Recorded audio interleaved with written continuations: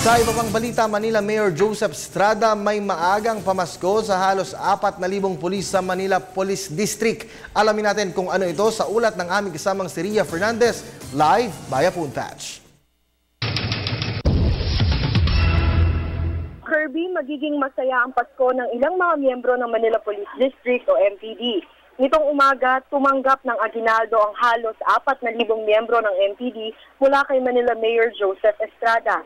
Mula sa Special Activities Fund ng lokal na pamahalaan ng Maynila, pinagkalooban ng kabuuang 39 milyong pisong special allowance ang mga pulis ng MPD.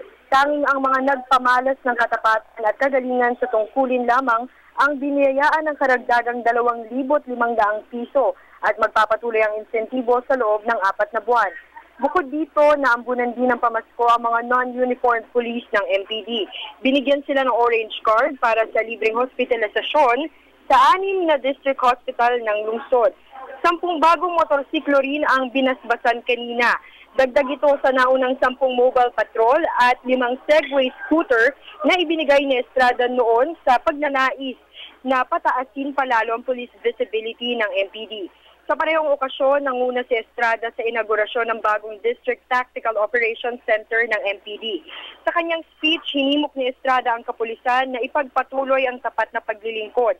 Hiniling din ng alkalde na patuloy na protektahan ang kanilang mga tao, lalo na ang mga may hirap, at tiyakin ang kapayapaan at kaayusan ng lungsod. Samantala, Kirby, sa panayam ni Estrada sa media, tumanggi siyang magkomento sa naging pahayag ni Pangulong Benigno Simeon Aquino III kaugnay ng pambabatikos ni Pangalawang Pangulong Jejomar Binay sa kanyang administrasyon. Anya, issue ng nasyonal na pamahalaan yon at hindi ng kanyang lokal na pamahalaan. Sa ngayon, focus sa Estrada na sugpuin ang pangungutong ng ilang mga pulis. Matatandang sa inaugurasyon ng Coca-Cola FEMSA noong Lunes, hinimok ni Pangulong Aquino si VP Binay na magpresenta ng mga solusyon imbes na mga kritisismo. Para sa Telebisyon ng Bayan, Ria Fernandez.